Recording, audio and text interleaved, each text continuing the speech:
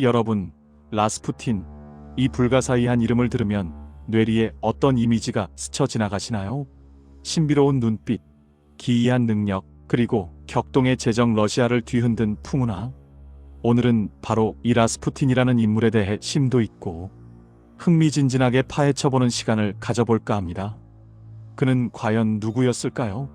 대체 어떤 드라마틱한 삶을 살았기에 이토록 강렬하고 인상적인 자취를 남겼을까요? 지금부터 라스푸틴의 파란만장하고 예측 불허했던 인생 여정을 저와 함께 흥미롭게 따라가 보겠습니다. 시간을 거슬러 올라가 1869년 광활한 시베리아의 외딴 작은 마을 포크롭스코예에서 라스푸틴은 평범한 농부의 아들로 세상에 태어났습니다. 그의 본래 이름은 그리고리 예피모비치 노비흐였죠. 흥미로운 점은 어린 시절부터 그는 여느 평범한 아이들과는 사뭇 다른 특별한 기질을 보였다는 것입니다. 왠지 모르게 주변 사람들에게 신비롭고 오묘한 분위기를 풍겼고 때로는 놀라울 정도로 정확한 직감과 미래를 예측하는 듯한 예지력을 선보였다고 전해집니다.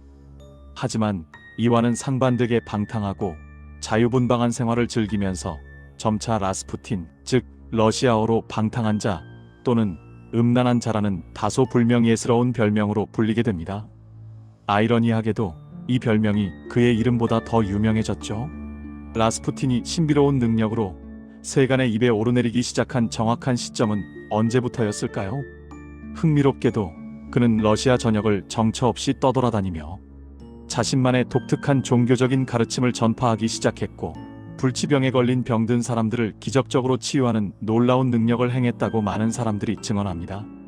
놀랍게도 그는 정규 교육을 제대로 받지 못해 문맹에 가까웠지만 그의 진심 어린 말 한마디 한마디에는 사람들의 마음을 깊이 움직이고 사로잡는 놀라운 힘이 깃들어 있었다고 합니다. 점차적으로 그의 심오한 명성은 러시아 전역으로 빠르게 확산되어 갔고 마침내 러시아 제국의 심장부라고 할 수 있는 화려한 도시 상트페테르부르크까지 울려 퍼지게 됩니다. 1903년 드디어 라스푸틴은 그토록 염원하던 상트페테르부르크에 화려하게 입성합니다. 그리고 바로 이때부터 그의 운명을 송두리째 뒤바꿀 거대한 소용돌이가 휘몰아치기 시작하죠. 그는 불치병인 혈우병으로 고통받고 있던 황태자 알렉세이의 증세를 놀라운 방법으로 완화시키는 기적을 연출하며 니콜라이 2세 황제와 알렉산드라 황후의 절대적인 신뢰와 총애를 한 몸에 받게 됩니다. 황실과의 이 끈끈하고 특별한 연결고리를 통해 라스푸틴은 순식간에 러시아 정치의 가장 핵심적인 인물로 급부상하게 됩니다. 라스푸틴의 황실 내에서의 영향력은 그 누구도 상상할 수 없을 정도로 막강했습니다. 그는 종교, 외교, 심지어 내정에까지 깊숙이 관여하며 제정, 러시아의 운명을 좌지우지할 정도의 엄청난 권력을 휘둘렀습니다. 심지어 그는 황제의 최측근 고위 관료들을 자신의 입맛대로 임명하고 해임하는 데까지 막강한 영향력을 행사했다고 전해지니 가히 보이지 않는 손이라 불릴 만합니다. 하지만 그의 심각한 권력 남용과 끊임없는 부정부패는 결국 제정, 러시아를 더욱 깊은 혼란과 수렁 속으로 빠뜨리는 결과를 초래했습니다. 무능하고 부패한 인물들이 요직을 차지하면서 러시아의 국정은 점점 엉망진창이 되어갔고 이에 분노한 백성들의 불만은 하늘을 찌를 듯이 높아져만 갔습니다. 흥미롭게도 라스푸틴은 제1차 세계대전 참전을 강력하게 반대하며 러시아의 평화를 주장하기도 했습니다. 하지만 당시 니콜라이 2세는 발칸, 반도에 대한 제국의 영향력을 더욱 강화하려는 야심에 눈이 멀어 결국 전쟁에 참여했고 이는 결과적으로 러시아 제국의 몰락을 더욱 가속화시키는 비극적인 결과를 초래했습니다. 많은 역사가들은 라스푸틴이 러시아 제국의 몰락에 지대한 영향을 미친 핵심 인물 중 하나라고 평가합니다.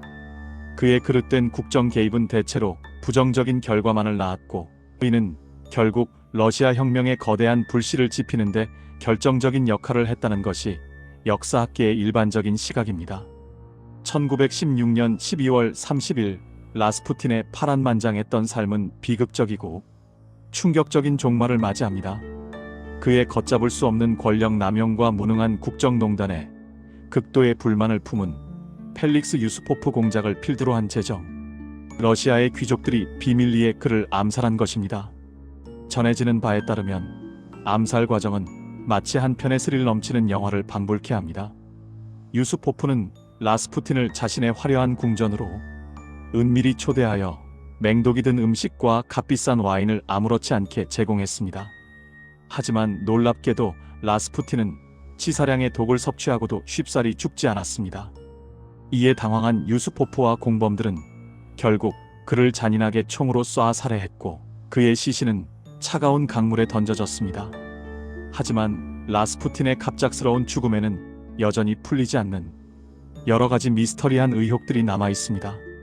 그가 어떻게 그 엄청난 양의 독을 먹고도 그토록 오랫동안 살아남을 수 있었는지, 그리고 과연 암살에 누가 가담했는지에 대한 수많은 추측과 음모론들이 끊임없이 제기되고 있습니다.